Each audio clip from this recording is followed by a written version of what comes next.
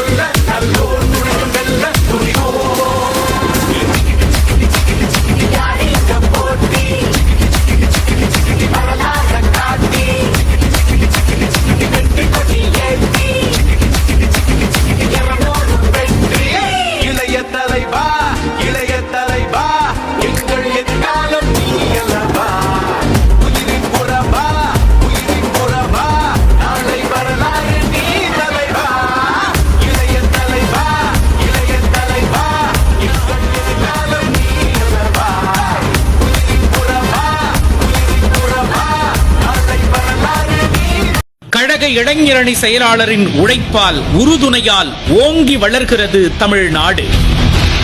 மக்களின் இதயம் நிறைந்த எங்களின் இளம் தலைவர் உதயநிதி ஸ்டாலின் அவர்களுக்கு இனிய பிறந்த நாள் நல்வாழ்த்துகள்.